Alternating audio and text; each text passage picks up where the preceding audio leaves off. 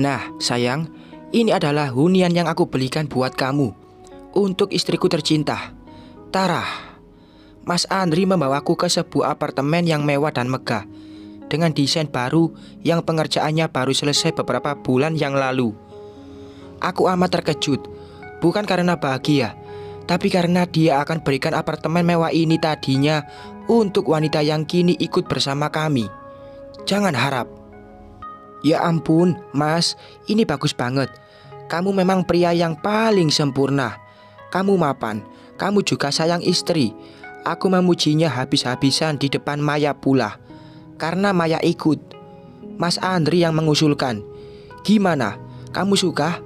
Tanya Mas Andri sembari melayangkan kedua lengan tanda aku harus mengagumi pemberiannya. Maya seperti ikut bahagia, tapi tetap saja aku melihat tatapan kesal di netranya. Amat lekat. Dia sedang bersandiwara. Pastinya karena Mas Andri mengiming-imingi aset lebih untuknya. Kusapu setiap sudut ruangan, tak ada yang terlewat. Sebuah apartemen mewah dengan desain modern. Semua benda dan hiasan tertata amat rapi. Sudah komplit, tinggal dihuni saja.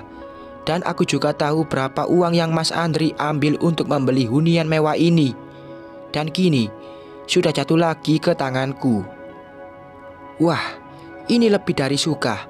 Apa kamu yakin ini buat aku? Kamu bilang memang surat-suratnya juga atas namaku. Aku terus memastikan. Iya, ini semua suratnya sudah atas nama kamu. Sengaja aku hadiahkan ini buat kamu. Mas Andri memberiku sebuah dokumen penting. Tentunya memang surat-surat hunian yang kini sedang kami pijak. Aku menampan semua surat-surat yang Mas Andri berikan. Sebelumnya, aku sudah tahu dari pihak marketing kalau hunian ini sudah diatasnamakan diriku. Namun aku pura-pura kaget. Mas, kamu benar-benar sangat mencintaiku kah? Sampai-sampai kamu rela merogoh kocek dengan nilai sebesar ini untukku. Sambil memeriksa surat-surat, aku terus bicara. Biarlah terkesan materialitas, toh untuk mengambil hakku. Mas Andri mendekat. Ia raih tubuhku dan dikecupnya pucuk kening ini di hadapan Maya. Apa sih yang kamu ragukan dari aku? Yang aku mau, kamu bahagia. Kamu diam di rumah, kamu gak usah kemana-mana. Paling kamu belanja, dan aku akan sekuat tenaga mencari nafkah buat kita. Aku mengangguk dan menyambutnya dengan senyum kebahagiaan. Padahal jauh di lubuk hati ini, ingin sekali sekarang aku tendang dia. Tapi aku masih ingin tahu apalagi yang ia perbuat dan apabila yang telah ia ambil dariku.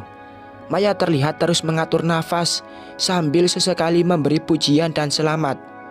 Selamat ya, Aurel, kamu dapat hadiah semenarik ini. Maya angkat bicara lagi. Iya, makasih. Aku bak putri raja yang selalu kamu spesialkan, Mas. Aku seneng banget. Kupuji lagi Mas Andri supaya ia makin yakin kalau aku terpedaya olehnya. Aku ikut seneng. Maya pun menanggapi. Akhirnya setelah kami berkeliling melihat-lihat seisi hunian, kami memutuskan untuk kembali. Satu mobil, aku dan Mas Andri di depan, sedangkan Maya di belakang. Mas Andri dan Maya mengantarku sampai ke depan rumah karena mereka akan berangkat ke kantor lagi. Dengan bahagianya aku turun dan melambaikan tangan pada mereka sambil memegang surat-surat sah hunian mewah tadi itu. Rudi telah kusumpal mulutnya dengan uang dan dia kini berpihak padaku karena ancaman besar kuutarakan padanya. Hanya ada dua pilihan dan itu bagaikan buah si malakama. Sebelum ku tendang ia bersama-sama dengan Mas Andri, aku masih butuh Rudi. Dan next, akan kusingkirkan mereka. Tak mungkin pula aku pekerjakan karyawan semacam Rudi. Bu, ada tamu di dalam. Si Mbok menyambutku dan membuatku kaget kala aku terkekeh dengan sebuah surat-surat yang sudah kupegang. Aku sudah tahu siapa yang datang. Oke, jawabku. Langsung kedua tumpuan tubuh ini langsung melangkah masuk untuk menghampiri tamu yang diundang. Dia Irlan, mantan sekretarisku. Dia katanya sudah dipecat sekitar 1 minggu yang lalu oleh Mas Andri. benar-benar sok berkuasa dia. "Assalamualaikum," sapaku pas masuk. Irlan sudah duduk membungkuk di sofa. Sudah tersedia pula makanan dan minuman kecil di meja. "Waalaikumsalam," jawab Irlan. Ia terperanjat langsung berdiri. "Bu Aurel," sapanya. Aku mengangguk dan langsung duduk. Sebelumnya aku letakkan dokumen tadi berdampingan dengan tas. "Bu, ibu panggil saya untuk apa?" tanya Irlan heran. "Kamu gak kerja lagi di kantor saya?" tanyaku langsung pada inti pembicaraan. "Sejak beberapa hari yang lalu, saya sudah dipecat, Bu. Jadi kalau ini ada urusan tentang kantor, berarti bukan lagi kewenangan saya," jawab Irlan pilu. Dia seusia denganku, dan dia lumayan, sudah bekerja lama. "Memangnya kenapa?" aku kembali bertanya. "Loh, Bu Aurel tidak tahu? Pak Andri tidak cerita?" jawab Irlan penuh keheranan. Aku hanya menggeleng dengan berarti tidak. "Saya dipecat gara-gara saya dikira sabotase hotel, Bu." Memang saat itu hotel sangat sepi, dan entah mengapa ada orang yang jadi saksi kalau saya yang sabotase hotel supaya tidak lagi diminati oleh masyarakat, Bu. Irlan menjawab dengan sendu penuh keyakinan. Netra dan hatinya seperti seiring, tak masing-masing. Aku juga tahu seperti apa Irlan. Dia sangat kredibel dalam bekerja. Bahkan dia bukan tipikal pengkhianat. "Kok bisa hotel sepi?" tanyaku. "Saya juga tidak tahu, Bu. Dan memang pengunjung hotel menurun drastis. Banyak isu-isu buruk di hotel Ibu. Dan entah mengapa, katanya saya terbukti sabotase, Bu. Saya tidak tahu apa yang telah saya lakukan. Apa Pak Andri tidak bilang pada Ibu?" tanyanya heran. Ia sepertinya tak tahu kalau aku sedang dibohongi suamiku sendiri. "Enggak, Mas Andri gak pernah cerita sama saya," aku menjawab. "Lalu, kamu terbukti bersalah dan dipecat hari itu juga?" Kembali aku masih penasaran. "Iya, Bu. Entah ada yang sengaja fitnah saya atau bagaimana. Intinya saya sudah tak bisa berkata apapun lagi. Semua sudah judge saya sebagai pengkhianat.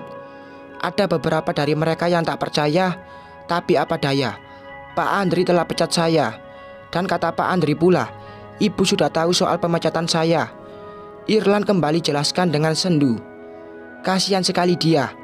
Aku tahu Irlan bekerja di kantor demi mencukupi kebutuhan ibu dan adiknya. "Lalu kenapa kamu tidak hubungi saya dulu?" tanyaku kembali. "Maaf, Bu, tapi saya sudah tahu kalau ibu juga pecat saya. Jadi untuk apa saya bersikeras meminta kepastian pada ibu? Toh Pak Andri kan suami ibu. Keputusan Pak Andri, keputusan ibu juga." Dengan tatapan sayup, Irlan menjelaskan kembali. Memang ini pasti rencana Mas Andri untuk singkirkan Irlan dan masukkan Maya. Karena dia tahu Irlan pasti tak berpihak pada dirinya. "Oh ya, Bu, kalau ibu tidak tahu perihal pemecatan saya, jadi Pak Andri bohong," kata Irlan mulai merasakan ada kejanggalan. Aku hanya diam. "Tapi kamu beneran gak sabotase hotel kan?" aku memastikan dengan penuh keyakinan. Lagi pula, diri ini pun sudah percaya. Tapi aku harus tetap memastikan. Saya pun tidak tahu kapan saya lakukan itu, Bu. Dan menurut saya, iya atau tidaknya sekarang rasanya sudah tak penting. Saya juga sudah dipecat ini, jawab Irlan pilu. Aku melihat dalam batinnya merasakan kekecewaan yang amat mendalam. "Oh ya, gimana kabar Bu Aurel? Pak Andri bilang Bu Aurel kecelakaan dan dibawa ke luar negeri. Kapan Bu Aurel datang?" "Bu Aurel sudah sembuh." Irlan mengganti tema. Dia menanyakan perihalku yang tidak kelihatan beberapa hari ke belakang. "Jadi benar, semua karyawan tahu aku kecelakaan dan dibawa ke luar negeri?" "Oh, ya. Saya baru pulang kemarin." Aku sengaja bilang ya saja dan bohong supaya Irlan tak berpikir macam-macam. "Syukurlah, Bu. Kami dari orang kantor waktu itu ingin menjenguk. Namun ibu katanya sudah dibawa ke luar negeri." Irlan kembali mengungkap. Dia tidak tahu kalau Mas Andri itu sedang membohongi mereka, memperdayaiku. Kening ini melipat. "Oh iya, apa kamu tahu Siapa yang sabotase hotel saya waktu itu? Kalau bukan kamu, apa kamu menaruh curiga pada seseorang kah? Kembali ke tema awal. Irlan diam dengan ekspresi berpikir dan mengingat. Saya tidak tahu sih, Bu. Saya juga tidak cari tahu. Karena pas saya dipecat, saya ingin fokus cari kerja lagi saja. Kalau pas hari saya dipecat sih, Pak Andri yang kekeh dan gak mau dengar penjelasan saya. Saya sudah tak pikirkan siapa, Bu. Yang penting saya bisa segera dapat kerjaan untuk menghidupi ibu juga adik saya. Mendengar jawaban Irlan, aku makin yakin kalau Irlan memang difitnah. Kasihan, aku harus cari tahu semua ini. Lalu kamu di mana sekarang? Maksud saya, kamu kerja di mana? Saya alhamdulillah sudah kerja lagi, Bu. Kebetulan ada kantor yang sedang cari karyawan. Ya, meskipun hanya karyawan biasa, tapi setidaknya saya sudah bekerja lagi. Jawaban Irlan membuatku iba. Dia seorang pria yang rajin dan baik, harus rela ditendang dari perusahaannya tanpa kesalahan yang ia buat. Irlan, saya ingin minta bantuan kamu buat usut lagi kasus ini. Kamu bersedia kan? Pintaku pada Irlan. Dia menolehku dengan sayup. Tapi saya bisa bantu apa, Bu? Lagi pula saya tak punya cukup bukti untuk menduga siapapun. Yang saya tahu waktu itu hanyalah hotel sepi. Bahkan mereka yang menginap pun tiba-tiba check out. Entah mengapa. Irlan kembali mengungkap. Tapi kamu mau bantu kan? Tapi saya mohon, suami saya jangan sampai tahu. Irlan heran. Loh, kenapa, Bu? Bukannya kita bisa sama-sama cari tahu? Mungkin Pak Andri punya ide brilian, usur Irlan. Seketika raut wajahku sayup. Ibu kenapa? Irlan mungkin heran dengan ekspresi wajah ini. Wajahnya memperlihatkan merasa ingin tahuan. Enggak, tolong kamu jangan cerita masalah ini pada suami saya.